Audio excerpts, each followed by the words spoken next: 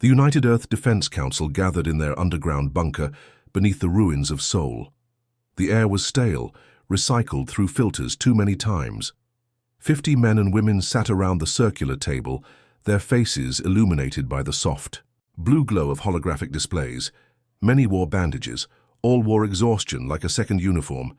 Admiral Park stood at the center, her right sleeve pinned up where her arm used to be. 3 days ago, she had been commanding the last line of defense in the Omega sector. Now she was here, proposing humanity's most desperate gamble. "The casualty reports are still coming in," she said, her voice steady despite having not slept for over 50 hours. "Current estimates put civilian deaths at 14 million, military losses at 60% of deployed forces." Nobody spoke. The numbers were beyond comprehension, yet smaller than they'd feared. "We've been fighting for 23 years, Park continued, bringing up images on the main display. First the Viridian incursion, then the Tarek swarms, the Helio Collective. Each time we've survived by the skin of our teeth. Each time we've rebuilt, each time a new enemy arrives. The images showed burning cities, orbital stations torn apart, colonies reduced to ash." Dr. Kim, head of quantum communications, cleared his throat. "They don't see us as a threat. They see us as a resource, or worse, a hunting ground, which is why we need to change their perception," Park said. She nodded to Dr. Kim, who activated a new hologram, a small device, deceptively simple in appearance. "This is the QE broadcaster. It uses quantum entanglement to send an instantaneous message to every corner of the galaxy. Unblockable, untraceable, and most importantly, impossible to ignore." "What message could possibly stop them?" asked Defense. Minister Ru, his voice rough from smoke inhalation during the evacuation of New Beijing. Admiral Park's eyes hardened. "One more attack means total annihilation." The room erupted in voices. "A bluff, that's your plan. They'll laugh at us. We barely survived this attack." Park waited for the noise to settle. "It's not a bluff, not entirely." She nodded to the back of the room where a young scientist sat quietly. Dr. Choi stood looking uncomfortable with the sudden attention. His hands trembled slightly as he approached the center. "Project Sunfire," he said softly, activating his own presentation. "My team has been working on it since the first invasion. In theory, it creates a cascading reaction that converts matter to energy at an exponential rate." The display showed simulations, a small device detonating, then consuming everything. Around it in an expanding sphere. "In theory," Dr. Choi continued, "a single device could consume a planet. A dozen, strategically placed, could destabilize an entire star system. 100 could create a chain reaction that would spread across the galaxy." Silence fell across the room. "Can we actually build this?" someone finally asked. Dr. Choi looked at Admiral Park, who nodded. "We already have," he answered. "The prototype is operational. We've been afraid to test it." Captain Kang, her face still bruised from hand-to-hand combat when the aliens breached her ship, leaned forward. "So, either they leave us alone, or everybody." "Tice, that's the choice we're giving them?" "That's the choice they've given us," Park corrected. 23 years of war, billions dead. Our backs are against the wall. We've tried peace, we've tried conventional warfare, we've tried hiding. Nothing works." She looked around the room, meeting each person's eyes. "I'm not asking permission to send the message. I'm asking permission to mean it. If they attack again, are we prepared to do what's necessary?" The room fell silent once more. Many looked down at their hands or closed their eyes, wrestling with the moral implications. In the corner, an aide brought Dr. Kim a report. He read it quickly, his face paling. "Admiral," he interrupted, "deep space monitoring stations have detected unusual activity at the edge of the solar system. Pattern matching suggests a gathering fleet, bigger than anything we've seen before." Admiral Park straightened her shoulders. "Then we don't have time to debate. We either make our stand now, or we prepare for extinction." Defense Minister Ryu slowly stood. "I move we send the message, and I move that we mean every word of it." One by one the council members stood, some with determination, some with resignation, all with the weight of humanity's future on their shoulders. "Send the message, Dr. Kim," Admiral Park ordered. "Dr." Kim's fingers moved across his console. The QE broadcaster hummed to life, connecting to devices hidden throughout the galaxy years ago, waiting for this moment. In 1,000 alien languages, across millions of worlds, the message was the same. This is Earth. We have suffered unprovoked attacks for over 2 decades. We have watched our children die, we have lost our homes, no more. Our patience is exhausted. One more attack means total annihilation. This is not a negotiation. This is your only warning. As the message went out, Dr. Choi approached Admiral Park. What if they don't believe us, he whispered. Park watched the display showing the gathering alien fleet. Then we'll have to make them believe, she answered. They're laughing at us, said General Lee, tossing the tablet onto the conference table. It skidded across the polished surface, coming to rest in front of Admiral Park. She picked it up and scrolled through the intercepted alien communications. The translation software had done its best, but the contempt in the messages was unmistakable. Primitive. Species. Empty threats. Desperate bluff. The mood in the command center was tense. 3 days had passed since Earth had broadcast its ultimatum to the galaxy. The alien fleet at the edge of the solar system hadn't advanced, but they hadn't retreated either. They were watching, waiting. I told you they wouldn't take us seriously, said Colonel Han, who had opposed the message from the beginning. We should be evacuating everyone we can to the underground shelters, not wasting time on threats we can't back up. Admiral Park set the tablet down carefully. Dr. Choi, give us an update on Project Sunfire. Dr. Choi stood from his workstation in the corner of the room. Dark circles ringed his eyes. He hadn't left the command center since the message was sent. His usually neat hair stuck out at odd angles, and his hands fidgeted constantly with a small metal cube. The calculations are... He paused, searching for simple words to explain complex physics. The calculations are holding up. In theory, the reaction will work exactly as we predicted. In theory, repeated Colonel Han. That's not very reassuring. Dr. Choi nodded. I understand your concerns. That's why we've scheduled a small-scale test for today, something that will prove the concept without risking, well, everything. Admiral Park looked at the tactical display showing the solar system. Where? The Kuiper Belt. We've identified an uninhabited dwarf planet that's suitable. Small enough to not disrupt the system's gravity if it disappears. The room went quiet at his choice of words. Director Bay, head of the Ethics Committee, spoke, up from her seat in the corner. Have we really thought this through? If this weapon works as described, we're talking about something that could potentially destroy everything. Not just our enemies, everything. Dr. Choi couldn't meet her eyes. That's correct. Then we've become exactly what we fear, she said softly. A species willing to destroy the galaxy. Only if they force our hand, countered Admiral Park. We've tried everything else, have we? Asked Director Bay. Have we really tried everything, or did we jump from conventional warfare straight to doomsday? The argument might have continued, but an aide rushed in with a message for Dr. Choi. His eyes widened as he read it. The test device is ready, he announced. If you want to observe, we should move to the viewing room. 10 minutes later, the command staff stood in a semicircle around a massive screen. The image showed a barren, rocky world, little more than an oversized asteroid, floating against the backdrop of stars. Dr. Choi stood before a control panel, his fingers hovering over the activation sequence. The device is approximately 1/10,000th the size of a full Sunfire unit, he explained. Even at this scale, it should be impressive. Admiral Park nodded. Proceed. Dr. Choi entered the command. For several seconds, nothing happened. Then a pinprick of light appeared on the dwarf planet. It expanded rapidly, not as an explosion, but as a perfect sphere of brilliant white. Within seconds, the entire dwarf planet was enveloped. And then it was gone. Not destroyed, simply gone, as if it had never existed. The silence in the viewing room was absolute. The readings are coming in, Dr. Choi finally said, his voice barely above a whisper. The reaction converted all matter within the sphere to energy, just as predicted. If scaled up, he didn't need to finish the sentence. Everyone understood. Colonel Han was the first to speak. So it's real. We actually have the power to do what we threatened.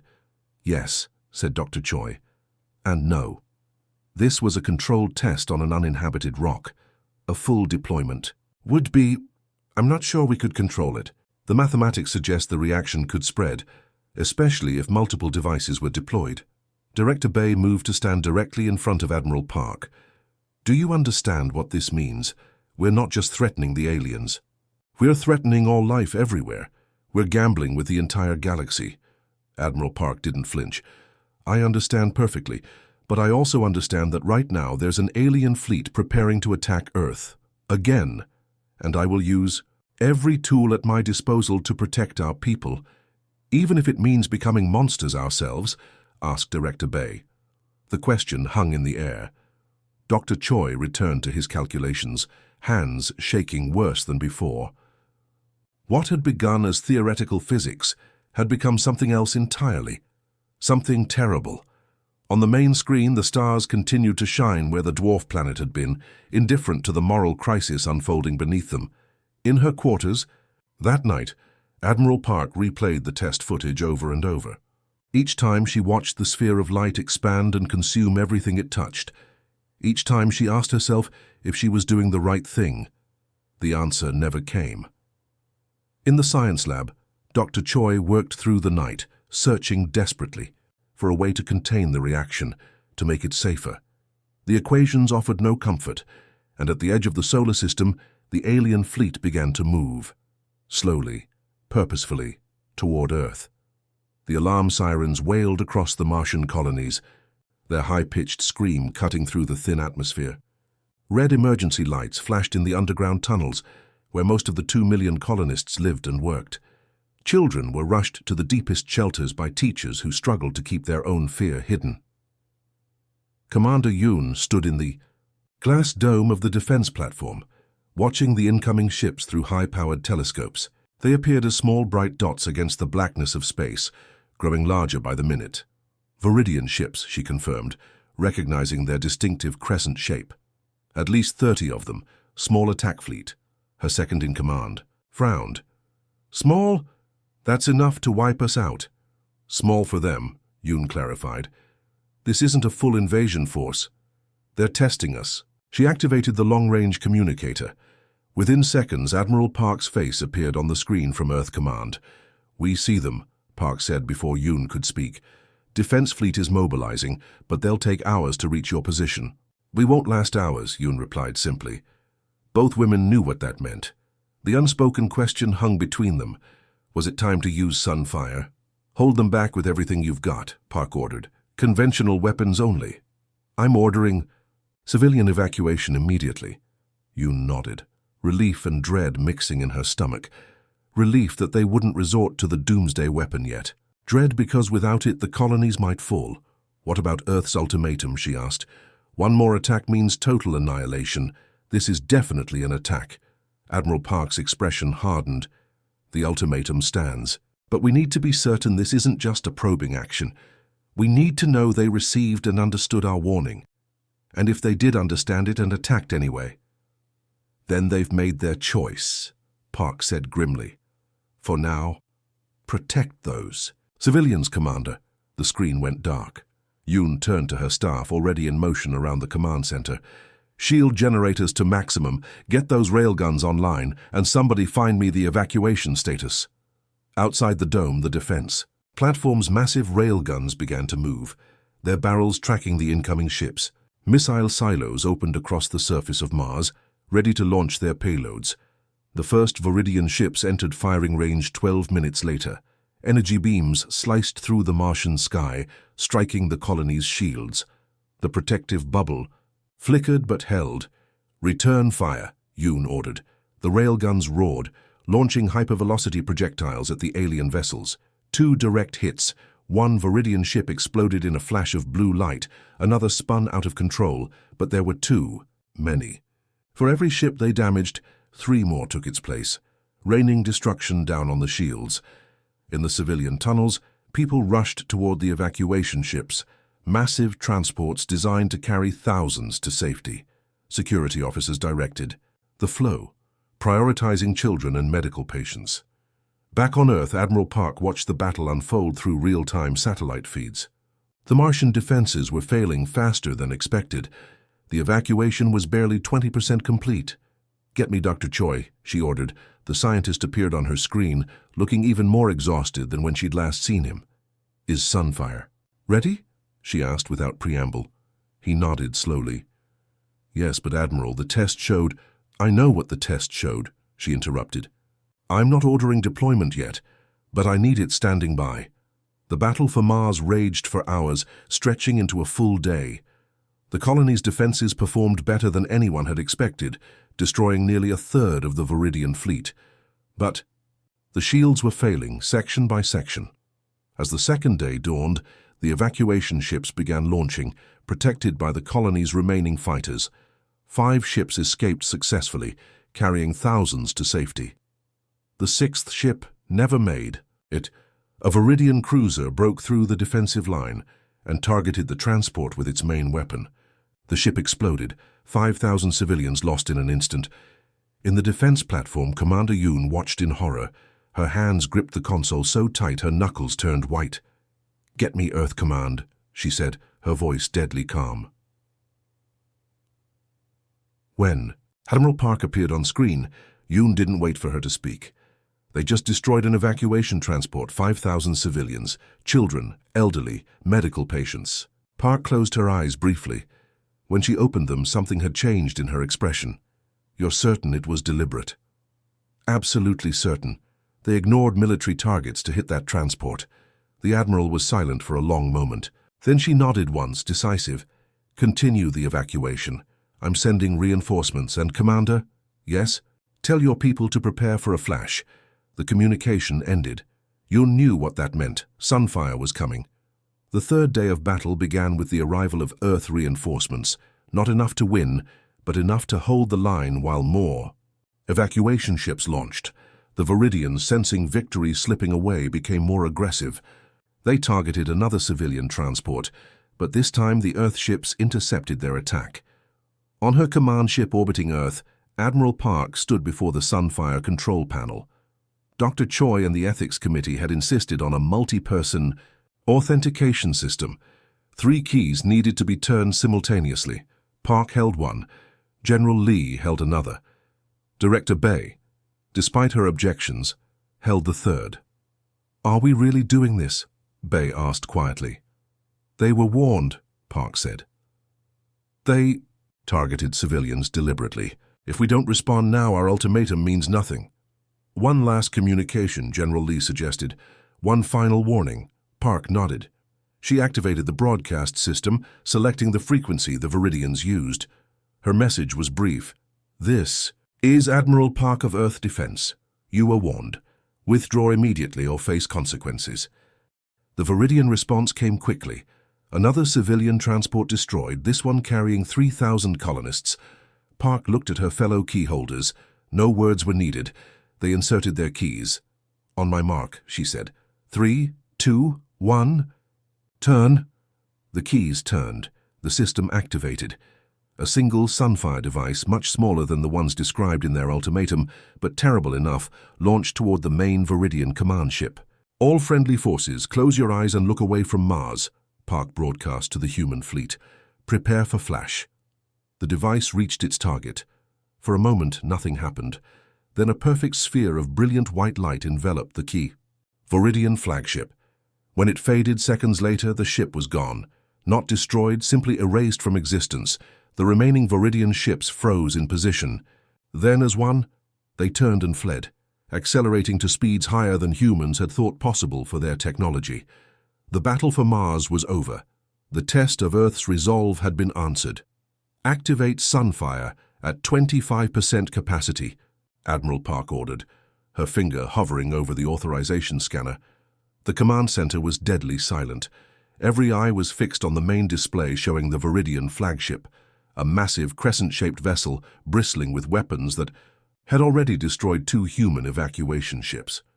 Dr. Choi's hands trembled as he input the targeting coordinates. Sweat beaded on his forehead despite the room's cool temperature. For years he had worked on the theoretical physics behind Sunfire.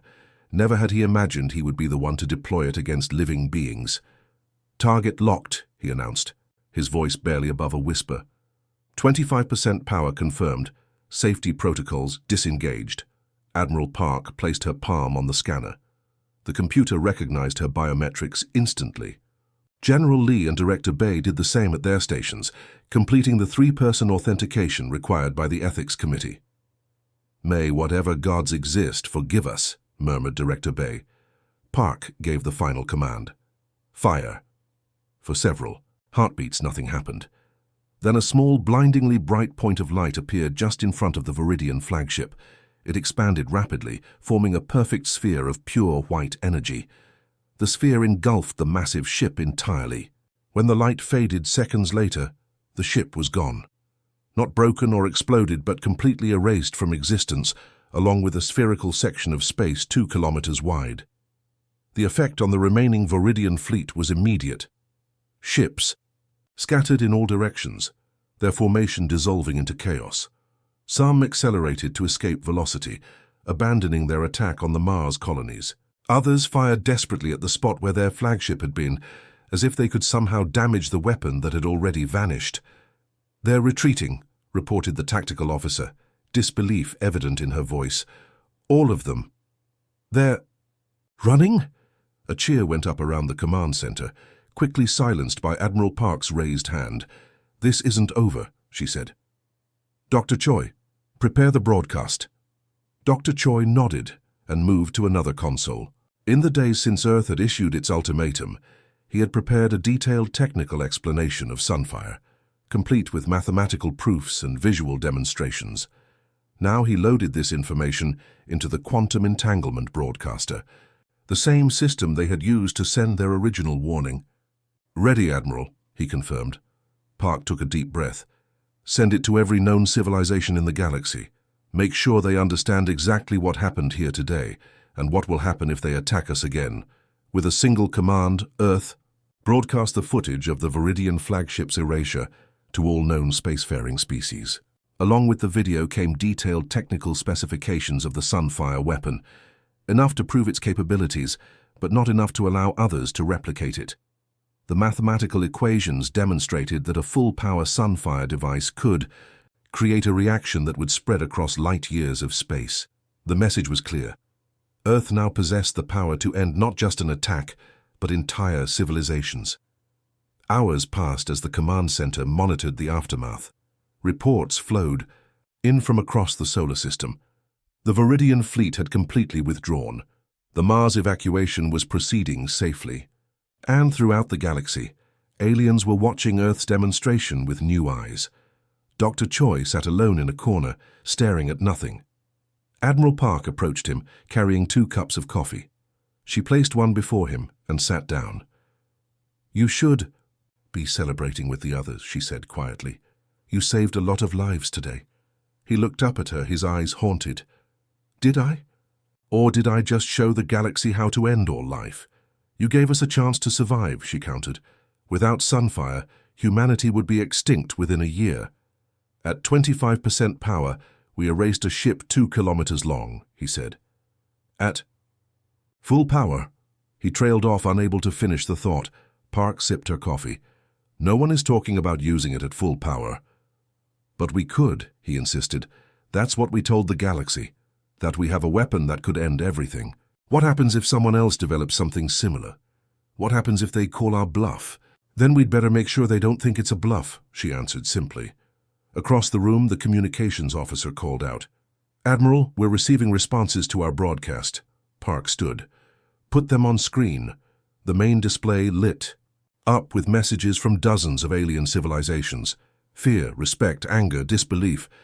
But most importantly, caution. No threats, no calls for revenge. Just careful, measured responses from species that, until today, had viewed humanity as easy prey. "The Galactic Council is requesting an emergency session," the communications officer continued. "They want Earth representatives to attend." Park nodded. "The same council that rejected our membership 3 times. The one that ignored our reports. Jive unprovoked attacks, that council." "Yes, Admiral, they say the situation has evolved." A small, grim smile touched Park's lips. "I imagine it has."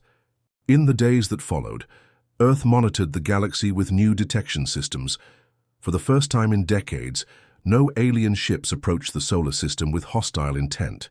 The attacks on human colonies ceased.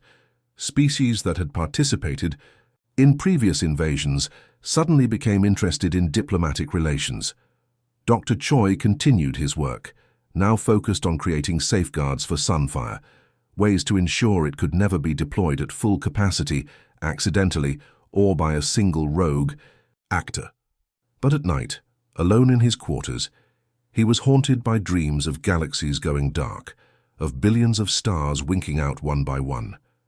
Admiral Park addressed the United Earth Defense Council 1 week after the demonstration. Her uniform was freshly pressed, her manner confident, but those who knew her well could see the weight of responsibility in her eyes. "We set out to send a message," she told them.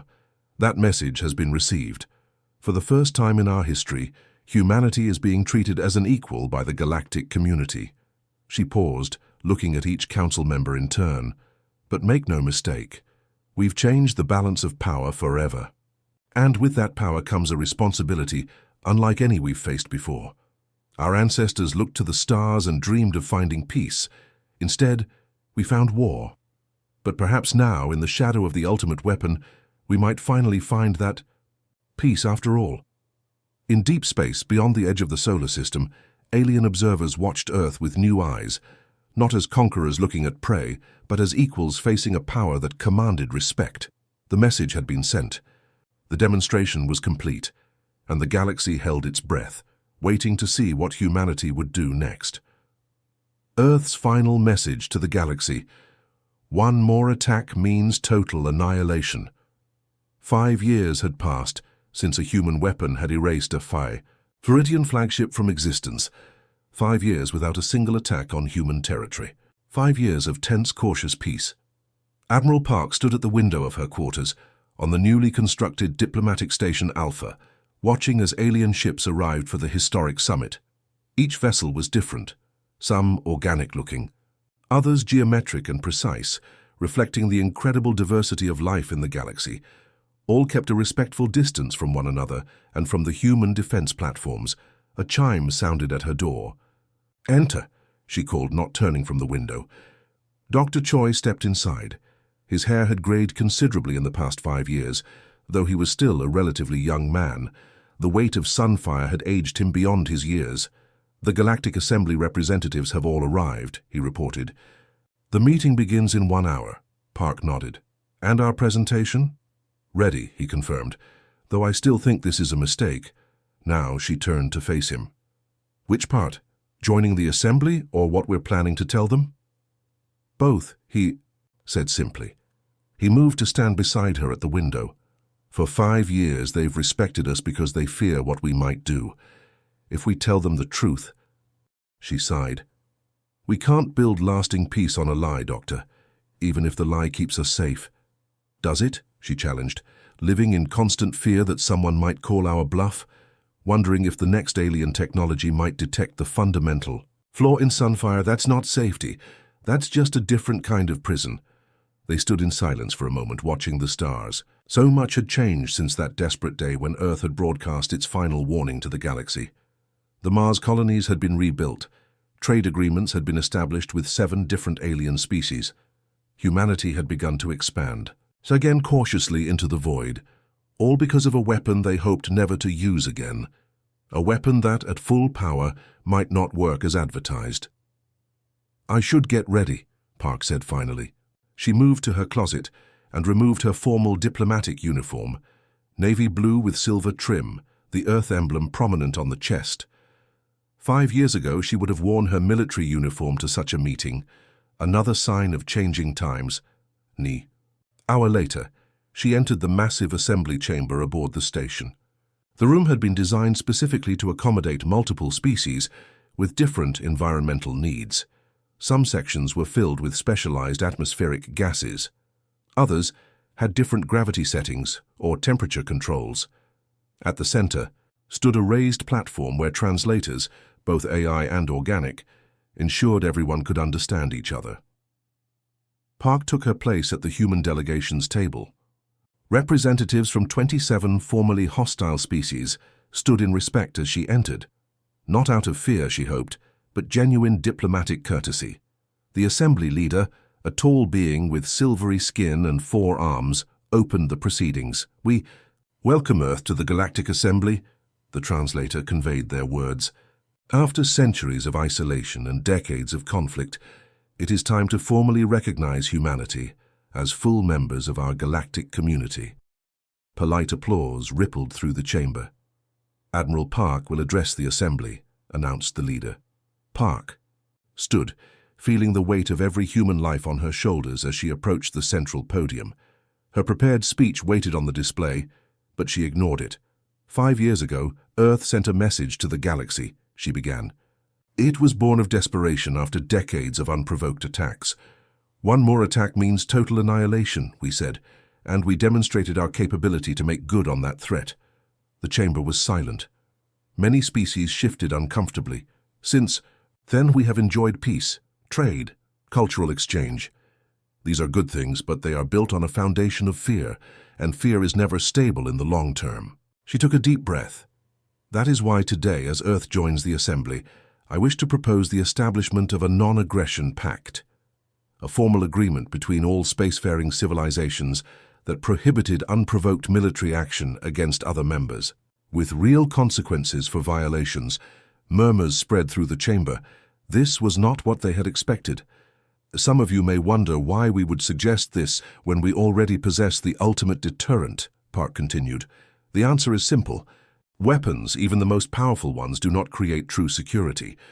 Only cooperation and mutual respect can do that." The assembly leader spoke. "Your proposal has merit, but many here would ask, if Earth truly values peace, why maintain your sunfire weapon at all?" This was the moment Park had been dreading and anticipating in equal measure. She glanced back at Dr. Choi, who gave her a small nod. "The truth about Sunfire," she said carefully, "is that while it functions exactly as demonstrated against the Viridian flagship, its theoretical capacity to create a galaxy-wide chain reaction was overstated." Gasps and exclamations filled the chamber. Some species immediately began conferring among themselves. "At full power, our scientists now confirm it would likely destabilize our own sun, destroying Earth itself. The mathematics we provided were accurate, but incomplete." The chamber erupted in noise. The assembly leader called for order several times before the din subsided. "You bluffed the entire galaxy?" they asked, their translator conveying both disbelief and a hint of admiration. "We had no choice," Park replied simply. "We were facing extinction. But now we have a choice about how to move forward. We can continue to rely on threats and fear, or we can build something better together." After a moment of silence, the leader spoke again. "Why tell us this now? You could have maintained the deception indefinitely." Park smiled slightly. "Because real peace cannot be built on lies, and because we believe the galaxy is ready for something better than constant fear." The discussions that followed lasted for days. Some species were outraged at the deception. Others were impressed by Earth's strategic thinking. Many were simply relieved that the galaxy wasn't actually at risk of total annihilation. In her quarters after the final session, Park met again with Dr. Choi. "The non-aggression pact passed," she told him. 25 species signed immediately. The others are expected to join within the year." He nodded, but his expression remained troubled. "And if someone attacks anyway? We've given up our greatest deterrent." "Not entirely," she said with a small smile. "We still have the localized version of Sunfire, the one we actually used. That's deterrent enough for most rational species, and for the irrational ones, well, that's why we have the pact. For the first time we have allies," Dr. Choi considered this. "So they respect us not for the weapon we built, but for the restraint we showed in using it," she finished, "and for our honesty, even when it made us vulnerable." Outside the viewport, ships from 24 alien civilizations orbited peacefully alongside human vessels. Not so long ago, many of them had been enemies. Now they were partners in maintaining a fragile peace. "It's strange," Dr. Choi said quietly. "I created Sunfire to save humanity. I never imagined its greatest value would come from not using it." Admiral Park watched as a Viridian diplomatic shuttle docked with the station. the same species whose flagship they had erased 5 years earlier. Now they came in peace, ready to sign the non-aggression pact. Sometimes, she replied, the most powerful message isn't a threat, but the willingness to move beyond threats altogether. In the vastness of space, Earth's new message spread across the stars, not one of ultimatums and annihilation, but of cooperation and hope. It wasn't perfect, and it wouldn't be easy, but for the first time in generations, the future looked bright, not just for humanity, but for all.